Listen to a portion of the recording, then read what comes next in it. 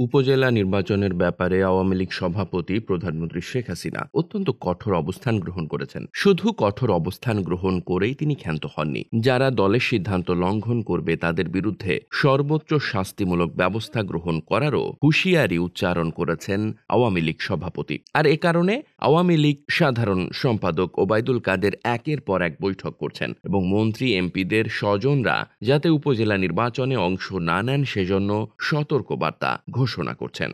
আওয়ামী লীগের একাধিক শীর্ষ নেতা বলছেন, ওবায়দুল কাদের যা বলছেন তা হলো শুধুমাত্র আওয়ামী লীগ সভাপতির বক্তব্যের অনুরণন। আওয়ামী লীগ সভাপতি যেভাবে তাকে নির্দেশনা দিচ্ছেন সে বক্তব্যই তিনি প্রচার করছেন। ইতোমধ্যে আওয়ামী লীগের সাংগঠনিক সম্পাদকদের দায়িত্ব দেওয়া হয়েছে। তারা যেন সারা দেশে আওয়ামী লীগের কোন কোন এমপি, মন্ত্রী এবং নেতাদের স্বজনরা প্রার্থী আছেন তার তালিকা তৈরি করেন। আওয়ামী লীগের পক্ষ থেকে 3টি বিষয়ের প্রতি সুনির্দিষ্ট নির্দেশনা দেওয়া হয়েছে। প্রথমত, কোনো মন্ত্রী, এমপি কিংবা প্রভাবশালী নেতা তার নিকটাত্মীয় বা স্বজনকে উপজেলা নির্বাচনে চেয়ারম্যান পদে প্রার্থী করাতে পারবেন না।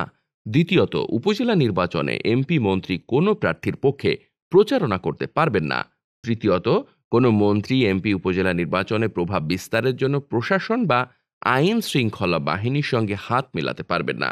এই 3টির কোনো একটি যদি লঙ্ঘিত হয় তাহলে তার বিরুদ্ধে কঠোর ব্যবস্থা গ্রহণ করা হবে বলে জানিয়ে দেওয়া হয়েছে। আওয়ামী লীগের দায়িত্বশীল সূত্রগুলো বলছে, যারা দলের সিদ্ধান্ত মানবে না তাদের বিরুদ্ধে ধাপে ধাপে ব্যবস্থা গ্রহণ করা হবে। অনুসন্ধানে দেখা গেছে উপজেলা নির্বাচনের 3 ধাপে যে তফসিল নির্বাচন কমিশন ঘোষণা করেছে তার মধ্যে প্রথম ধাপে 27 জন মন্ত্রী, এমপির স্বজনরা উপজেলায় প্রার্থী হয়েছেন। দ্বিতীয় ধাপে প্রার্থিতার সংখ্যা আরও বেশি হওয়ার কথা। এখানে 152টি উপজেলার মধ্যে 87 জন মন্ত্রী, এমপি সমর্থন নিয়ে নির্বাচন করার আগ্রহ জানিয়েছে যারা মন্ত্রী, এমপিদের নিকটাত্মীয়। আর তৃতীয় ধাপে সংখ্যা আরও বাড়তে পারে বলে ধারণা করা হচ্ছে। এখন পর্যন্ত প্রাপ্ত তথ্য বিশ্লেষণ করে দেখা গেছে 200 থেকে 250 জন মন্ত্রী, এমপির আত্মীয় স্বজন উপজেলা নির্বাচনে প্রতিদ্বন্দ্বিতা করার ব্যাপারে কাজ করে যাচ্ছেন।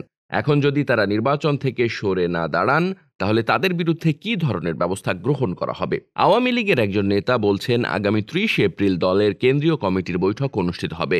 এই বৈঠকে এ ব্যাপারে চূড়ান্ত সিদ্ধান্ত গ্রহণ করবেন আওয়ামী লীগ সভাপতি। তবে সিদ্ধান্ত হবে ধাপে ধাপে। যারা দলের সিদ্ধান্ত লঙ্ঘন করে প্রার্থী দেবেন তাদেরকে প্রথমত দলের পদ হারাতে হবে। দ্বিতীয়ত, আগামী নির্বাচনে মনোনয়নের ক্ষেত্রে তাদেরকে কালো তালিকায় অন্তর্ভুক্ত করা হবে। তৃতীয়ত, যারা মন্ত্রী বা প্রতিমন্ত্রী রয়েছেন তারা মন্ত্রিত্ব ঝুঁকির মধ্যে পড়তে পারে। আওয়ামী লীগের একাধিক সূত্র বলছে, শেষ পর্যন্ত কেউ যদি দলের সিদ্ধান্তের বিরুদ্ধে হঠকারী অবস্থান গ্রহণ করে তাহলে দল থেকে বহিষ্কারের মতো সিদ্ধান্ত আওয়ামী লীগ গ্রহণ করতে পারে, একাধিক দায়িত্বশীল সূত্র মনে করছে। তবে আওয়ামী লীগ সভাপতি প্রধানমন্ত্রী শেখ হাসিনা এ ব্যাপারে অত্যন্ত কঠোর অবস্থানে রয়েছেন। এ ব্যাপারে তিনি কোনো ছাড় দেবেন না। আর প্রধানমন্ত্রী শেখ হাসিনার কালো তালিকায় যদি থাকেন তাহলে তার রাজনৈতিক ভবিষ্যৎ অন্ধকারাচ্ছন্ন হতে বাধ্য।